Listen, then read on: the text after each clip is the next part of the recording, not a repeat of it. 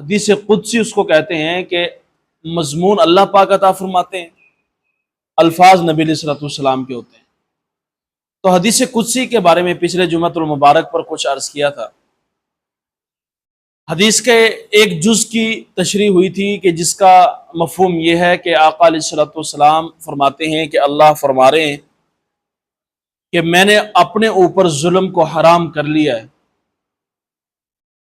اور اے میرے بندو تمہارے درمیان بھی میں نے ظلم کو حرام کر دیا ہے کہ تم ایک دوسرے پر ظلم نہ کرو۔ تو ظلم کے بارے میں نے تو دو چار وضاحتیں کی تھی۔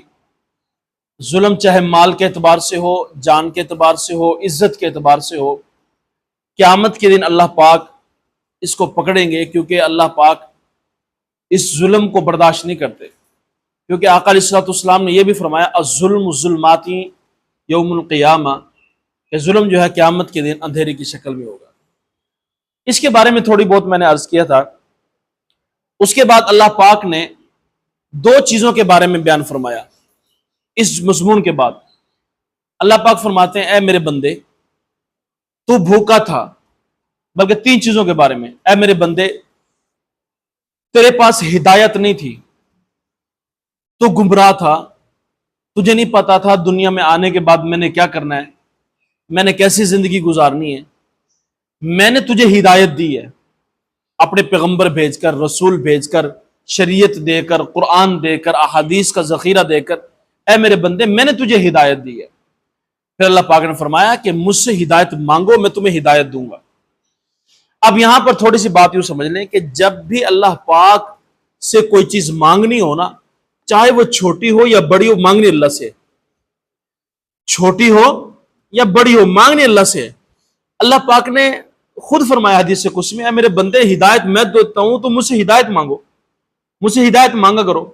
نماز پڑھتے ہیں نا جی ہم، نماز میں سورۃ فاتحہ ہے، تو اس میں ہم یہ ایک لفظ کہتے ہیں اہدنا الصراط المستقیم، اللہ ہمیں سیدھا راستہ عطا کر دیجئے۔ تو معلوم ہوا ہدایت بھی اللہ سے مانگنی چاہیے، ہدایت بھی اللہ سے مانگنی چاہیے۔ اور اسی طرح اللہ پاک فرماتے ہیں ہدایت میں دیتا ہوں، جو مجھ سے مانگتے رہو گے ہمیشہ مانگنی تم نے۔ اور نماز میں ہم اللہ کی مہربانی سے ہدایت اللہ سے مانگتے ہیں۔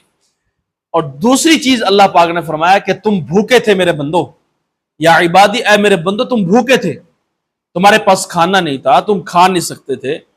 جب بچپن میں جب پیدا ہوئے ہو اس وقت تمہارے منہ کے اندر زبان کے ذریعے سے میں نے کھانا تمہیں کس طرح پہنچایا، تم بچے تھے، چھوٹے تھے، تمہارے یعنی تمہیں کھانا آتا نہیں، کھانا نہیں آتا تھا تمہیں، تو میں نے تمہیں کھانا دیا، دودھ کی شکل میں دیا، پانی کی شکل میں دیا، غذا کی شکل میں دیا، ہر طرح کا میں نے تمہیں غذا عطا کی ہے، ہر طرح کی غذا۔ تو اللہ پاک فرماتے ہیں میرے بندے تم بھوکے تھے، تمہیں نہیں پتا تھا۔ یہ نہیں اللہ یوں بھی تو کر سکتے تھے نا بھائی کہ انسان پیدا ہوتا اس کو کھانے کی ضرورت ہی نہ ہوتی، اللہ پاک یہ صفت ہی ختم کر دیتے کہ اس نے کھانا ہی نہیں ہے، ساری زندگی ایسے گزارنی ہے، ساری زندگی ایسے گزارنی ہے۔ اللہ پاک کر سکتے تھے۔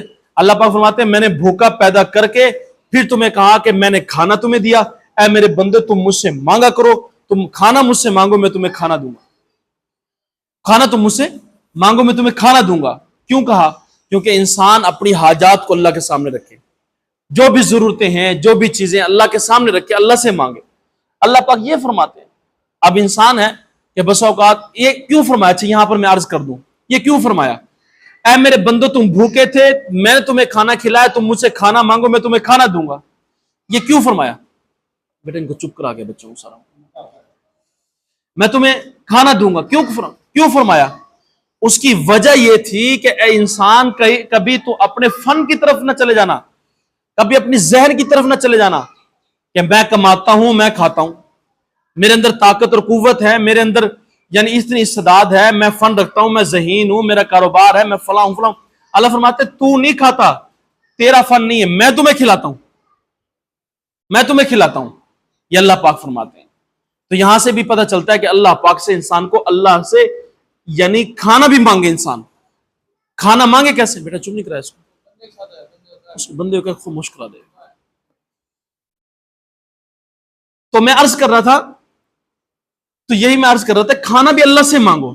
اب یہاں پر ایک دو مرتبہ میں نے عرض کیا ہے کہ اگر انسان کے پاس پیسے بھی ہوں، چیزیں بھی ہوں، تب بھی اللہ سے مانگے، اللہ مجھے فلاں چیز عطا کر دے، فلاں چیز عطا کر دے۔ اللہ کو پسند ہی یہ ادا ہے کہ انسان ہر وقت اللہ سے مانگ رہا ہے۔ گھر والوں نے کہا سبزی لے کر آؤ، اب پیسے نہیں، فوراً ذہن میں کہے اللہ مجھے سبزی عطا کر دے۔ گھر والے کہتے ہیں کہ فلاں چیز لے کر آؤ، اللہ سے مانگے اللہ مجھے فلاں چیز عطا کر دے۔ تو انسان جس وقت سائل بنے گا، اللہ سے ہر چیز مانگے گا، تو اللہ پاک اس کے اوپر اپنی کرم نوازی کریں گے، اللہ پاک ہر چیز عطا کریں گے۔ انسان مانگتا نہیں اللہ پاک سے، اللہ پاک وہ اپنے پیسوں سے بس اوقات خرید تو لیتا ہے لیکن اس کے لیے نفع مند نہیں ہوتی، نقصان کی چیز بن جاتی ہے۔ تو اللہ پاک یہ چاہتے ہیں میرا بندہ ہر حال کے اندر مجھ سے مانگتا رہے، اپنی حاجات اپنی ضرورتیں ہر وقت میرے سامنے رکھے۔ اور اسی طرح تیسری چیز جو اللہ پاک نے ارشاد فرمایا کہ میرے بندے تم ننگے تھے، تمہارے پر لباس نہیں تھا، میں نے تمہیں لباس عطا کیا ہے۔ اچھا اللہ پاک یہ بھی کر سکتے تھے کہ ہمارے جس طرح گوشت کے اوپر اللہ پاک نے جلد چڑھا کر بھیجی ہے، یہ کپڑے بھی چڑھا کر بھیج دیتے۔ اللہ کو تو کسی کی اللہ سے تو کسی نے نہیں پوچھنا تھا، اللہ کر سکتے۔ اللہ فرماتے میں نے تمہیں ننگا پیدا کیا، پھر میں نے تمہیں لباس پہنایا، اور یعنی پہنانا ہے کہ جب بھی تم نے کپڑے پہننے مجھ سے کپڑے مانگنے۔ یہ اللہ پاک ہمیں ہدایت دے رہے ہیں، ہدایت کے راستے دکھا رہے ہیں، راستے صحیح کر بتا رہے ہیں کہ انسان تو مجھ سے مانگ، تو ہر حال کے اندر مجھ سے مانگ، کپڑا مجھ سے مانگ، جوتے مجھ سے مانگ، لباس مجھ سے مانگ، کھانے مجھ سے مانگ، صحت مجھ سے مانگ، عافیت مجھ سے مانگ، گناہ کی معافی مجھ سے مانگ، ہاں جی عزتیں مجھ سے مانگ، سکون مجھ سے مانگ، ہر چیز ہر حال کے اندر اللہ ہے میرے بندے تو مجھ سے مانگ، میرے در کو چھوڑ کر کسی کے پاس نہ جا۔